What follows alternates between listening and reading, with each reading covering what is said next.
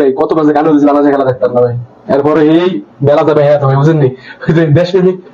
আমার খেলা হয় কত যে গান দিচ্ছি কি করবো ভাই অনুভূতি রয়েছে মুক্তি দিছে ভাই আমার অনুভূতি মরে গেছে ভাই আমার আর কিচ্ছু বলার নাই ভাই। আমি চাইছি ভাই রিশাদের নামুক শান্ত নামে রিশাদের নামুক রিশাদ তো খারাপ না ভাই হয়তো ব্যাটিং ঠিক আছে হয়তো উড়ে তোরা মারলো দুই সাইডে ছাই আইতে ভাই এমন কথা। এই যে মিরপুরের ধান ক্ষেতের উইকেটের সম্পর্কে কি বলবে? এই ধান খেতে বাংলাদেশ সবসময় বেলে জিতে এই ধান খেতে বেকার হাইরিং করে না দাওয়াত দিয়ে আনে সবাই বেলে জিতে আনছে ওয়েস্ট ইন্ডিজরে এই যে নারা খেতের ভিতরে ঢিসে খেলতে বিল্লা আগের ম্যাচও কোন রকম দিচ্ছে ভাগ্যক্রমে এই ম্যাচ তো জিতা ম্যাচ ভাই এটা তো জিতা ম্যাচ পুরো ভাই প্রথম বলে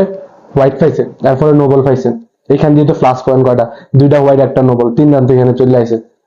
এরপর যদি ম্যাচ আমাদের দুঃখের বিষয় আমরা অত্যন্ত লজ্জিত যে বাংলাদেশ 213 রানে ওয়েস্ট ইন্ডিজ নিতে পারে নাই। তারপরে যে আমরা ম্যাচটা ড্র করছি সুপার ওভারে খেলা হয়েছে তা আমরা সুপার ওভারে মাত্র 10টা 11টা রান আমরা নিতে পারিনি। ঠিক আছে যে লর্ড শান্ত যে একটা বল